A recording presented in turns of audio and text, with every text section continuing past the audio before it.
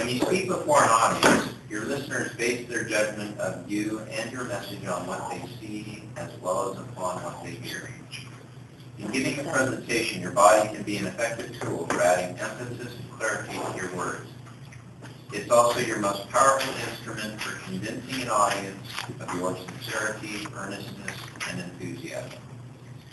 Today, Ken will give us some techniques that will do just that.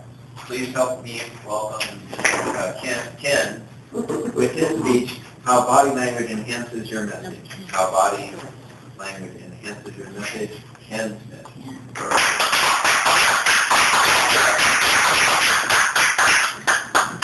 Thank you very much, Mr. Toastmaster, fellow Toastmaster.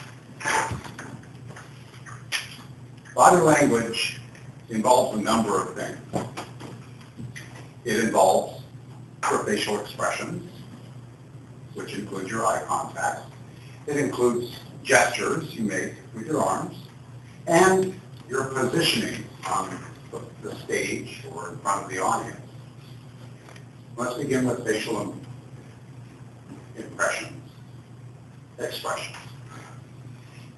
Your face actually is the biggest giveaway of what you're feeling at the moment. It's your most vocal emotional response, more than your voice, more than your movement, and more than your gestures. If I say, "That's great," but my face doesn't show it, you're going to wonder, do I really feel that? But if I say, "Like, it's great," I have a big smile, then you know that that's what I'm feeling. Your facial expression can display all kinds of discomfort, nervousness, things of that nature, and that's not the message you want to give. So you need to work, when you're working on your speech itself, you need to work on the three parts I just talked about, your face, your arms, and your positioning of your body. Let's go to the arms for a moment. And I say arms, not hands, because the best use is to make your gestures from your shoulder, not from your elbows.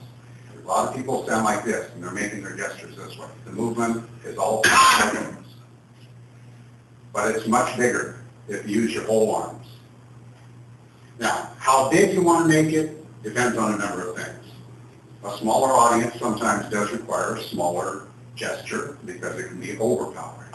But if you've got an auditorium with 500 people in it, the people in the back aren't going to see small gestures. So you want to make sure you make big ones.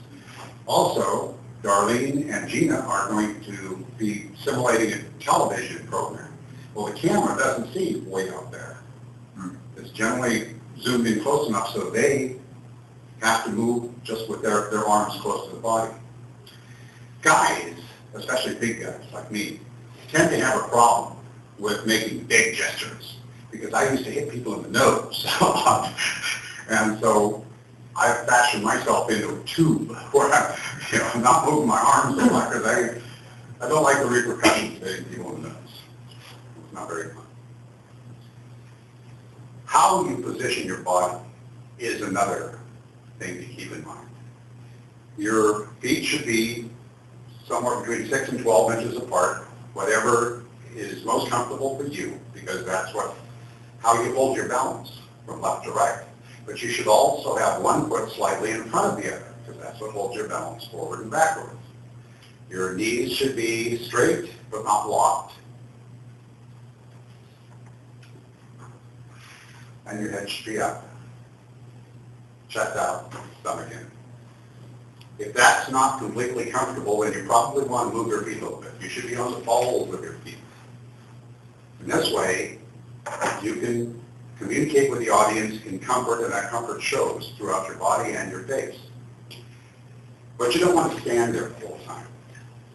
One of the things you want to keep in mind is a tic-tac-toe board. You should be basically at all times in the center of your imagined tic-tac-toe board. But you're going to want to move from that position for some specific reasons sometimes. One of those is if you want to make a point, you want to step forward a little bit. That body language lets people know you're trying to make a point, and when you finish making the point, you step back. Another thing is if you're about to transition from one idea to another, to change the topic, it's a good idea to step to a side. Either side will do. And that indicates that you've changed the subject. Another is if you ask a question, how do you deal with conduct? Tell me. You don't know. All right, once you have your answer, then you can step back. But you want to step forward when you ask a question. So it's important to try to remember, keep your arms to your side so you can make big gestures. I found it helpful to keep my thumb and index finger touching each other. It's harder for me to do that when I'm up here. So if I'm doing that, pretty much it feels like a weight that holds my arms down, keeps them at the side.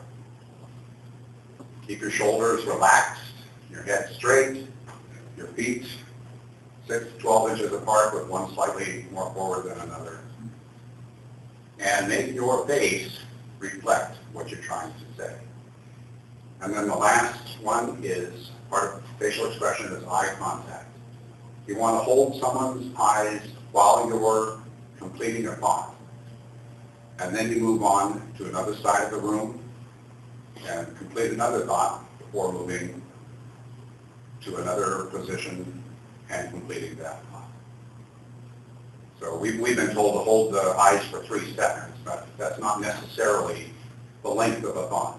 But do it for a thought. While you're completing a thought, hold someone's eyes. And that should help you enhance your message. Mr. Toastmaster?